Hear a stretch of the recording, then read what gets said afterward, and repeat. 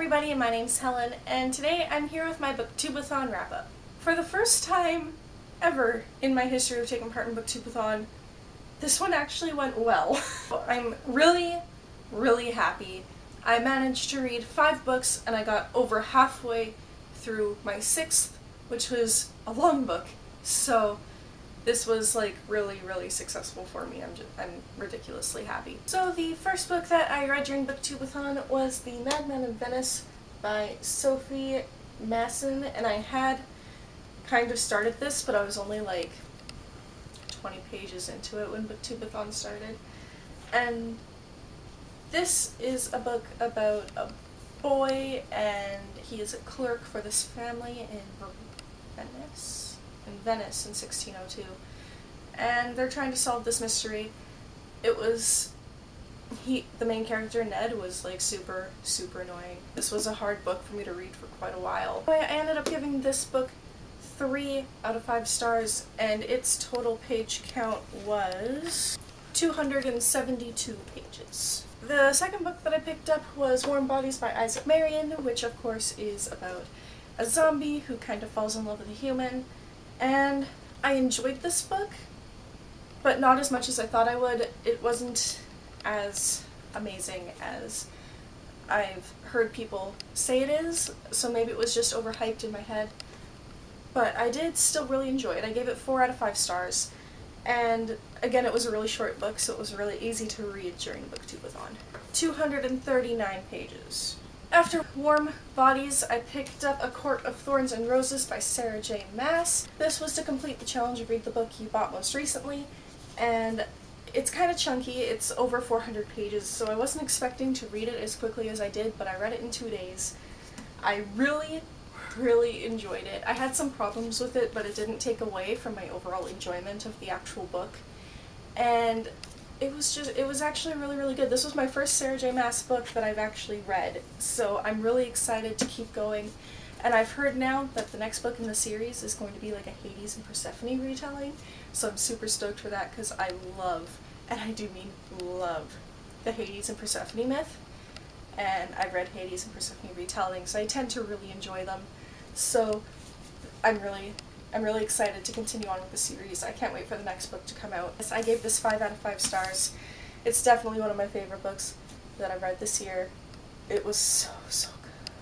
This book was 419 pages. After A Court of Thorns and Roses, I picked up The Tragedy Paper by Elizabeth Levon, and I used this to complete the challenge of reading a book without letting go of it. I came so close so many times to letting this book go out of habit, because normally when I'm reading, I'll just leave it open and off to the side while I like take a drink or something, and I would go to put it down, and before I took my hand off of it, be like, wait a second.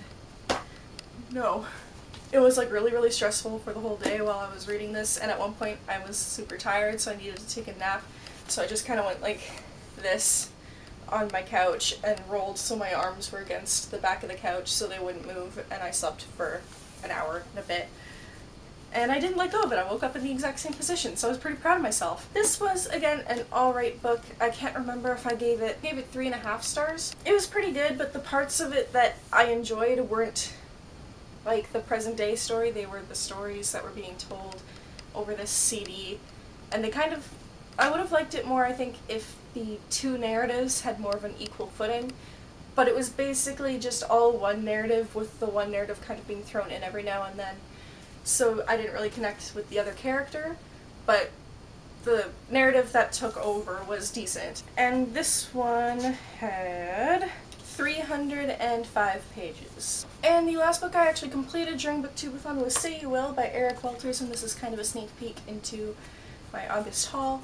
This was a very late birthday present from my friend Jack, whom I love dearly, and he had this just kind of like sitting in his room, and he kept meaning to give it to me and forgetting. This book is about promposals and how elaborate they are and how they're sort of slowly becoming the norm, and this boy Sam, who is like this super genius, decides that he is going to go to prom, and so he needs to do a promposal to ask the girl he wants out, and he enlists the help of his 2 friends.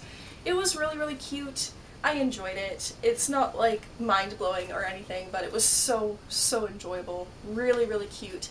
I gave this 4 out of 5 stars, and this had 184 pages. This was to complete the challenge of reading a book with blue on the cover. And the last book that I did start during Booktubeathon but just didn't finish was Aragon by Christopher Paolini, which I was using for the author who has the same first letter of their last name as you do, so my last name is Powers, so Paolini.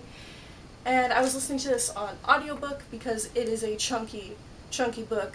And I worked out where I am kind of in the audiobook. I'm around page 267. So all things rounded out, I read a total of 1,686 pages this week, which is insane. I didn't think I would do that well.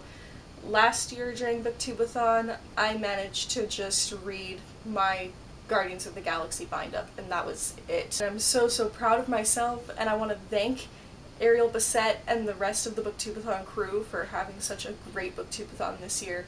I had so much fun taking part in the sprints and the challenges, and it was a great year, so thank you. How did you guys do this Booktubeathon? How many books did you read? Let me know down below. And have you read any of the books that I mentioned in this video? If so, let me know down below. I would love to hear from you, and I do respond to every comment on my videos. So I'll see you soon with a new video. Bye!